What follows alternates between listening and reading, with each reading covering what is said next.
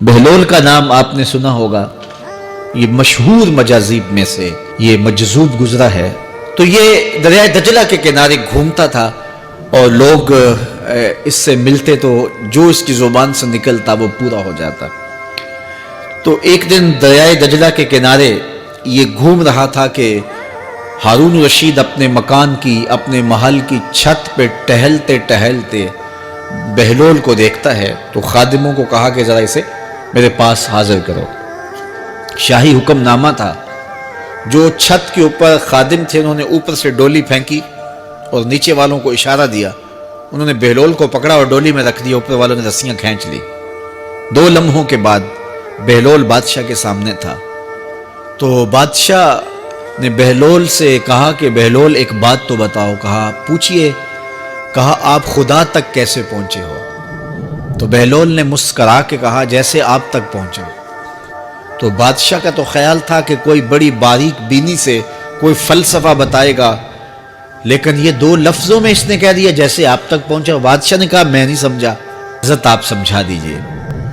تو بہلول نے کہا کہ حضرت میں خود آنا چاہتا تو دیوان خانے میں جاتا، درخواست لکھ کے لے جاتا، پھر جمع ہوتی، پھر کئی واسطوں سے ہوتے ہوئے آپ تک پہنچتی، آپ پھر مجھے وقت دیتے ملاقات کا، 6 ماہ بعد، سال بعد، اس وقت پہ میں تیار ہو کے ملاقات کرنے آتا، آپ کے کوئی شاہی مہمان آ جاتے تو پھر ملاقات منسوخ ہو جاتی، پھر بھی آپ کی مرضی ملاقات ہوتی نہ ہوتی، میں چاہتا تو مہینے سال لگ جاتے، لیکن ملاقات پھر بھی آپ کی مرضی پہ، اور جب آپ نے چاہا ہے تو 2 گھڑیاں بھی نہیں لگی۔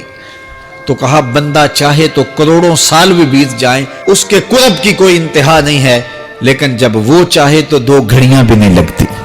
تو کہا کہ قل ان کنتم تحبون اللہ فاتبعونی یحببکم اللہ، کہ اگر تم اللہ سے محبت کرتے ہو تو آسان طریقہ تمہیں بتا دیتے ہیں، میرے محبوب کی چوکھٹ پہ آ جاؤ، اللہ اکبر، جس کو تم ڈھونڈنے نکلے تھے وہ تمہیں وہاں مل جائے گا، اور تم اس سے محبت کا دعویٰ رکھتے تھے وہ تم سے محبت کا دعویٰ کرے گا، اور پھر جب تم اس کے محبوب ہو جاؤ گے تو پھر جو تم کہو گے وہ کیوں نہیں ہوگا، کیونکہ محبوبوں کی تو بات مانی جاتی ہے نا۔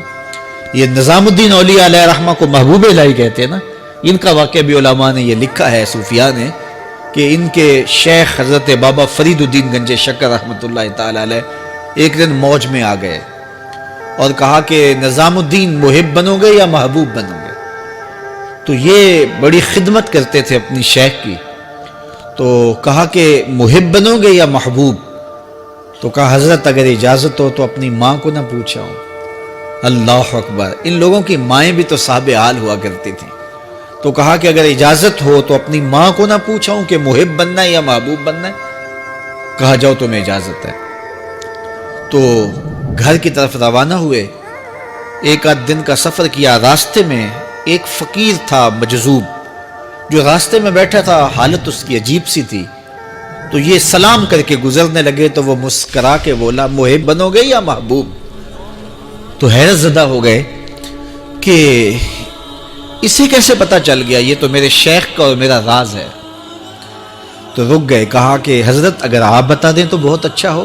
کہا نہیں نہیں، ماں سے پوچھو، جو وہ بتائے گی وہی بن جانا، اور اگر ماں نے نہ بتایا تو کل آ جانا، اسی وقت یہاں ملاقات ہوگی، پھر میں بتا دوں گا۔ خیر چلے، رات کو پہنچے، والدہ کی خدمت میں سلام پیش کیا، پاؤں دبائے اور کہا کہ شیخ موج میں آ گئے اور کہا محب بنو گے محبوب بنو گے؟ تو میں نے کہا ماں سے پوچھ لوں، تو میں اماں جی آپ سے پوچھنے آیا ہوں، راستے میں یہ واقعہ بھی ہوا۔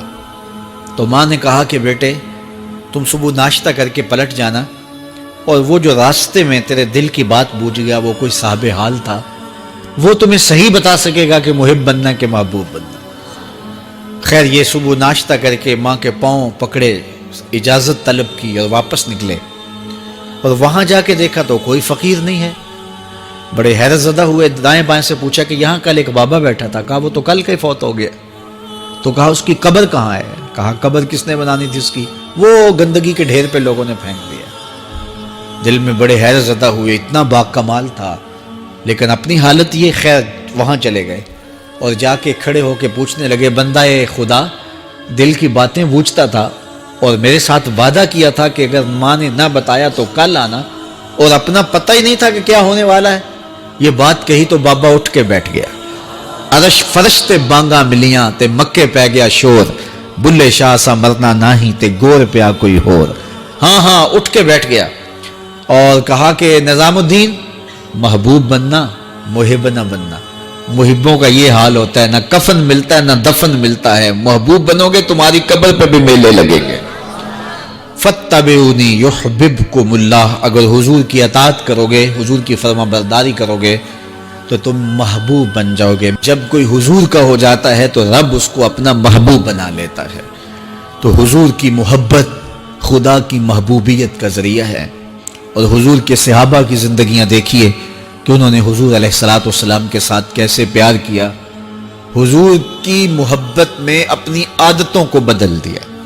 حالانکہ عادتیں نہیں بدلی جاتی، طباع کا اختلاف یہ فطری بات ہے۔ ایک کو ایک چیز پسند ہوتی ہے، دوسرے کو وہ چیز پسند نہیں ہوتی ہے۔ بعض اوقات ماں کو مسئلہ ہوتا ہے کہ یہ چیز اگر میں تیار کرتی ہوں تو میرا دوسرا بیٹا نہیں کھاتا، تو اس کے لیے بعض سے الگ سے کوئی چیز تیار کرنی پڑتی ہے کہ اس کی ڈیمانڈ یہ ہے اور میرے اس بیٹے کی ڈیمانڈ یہ ہے۔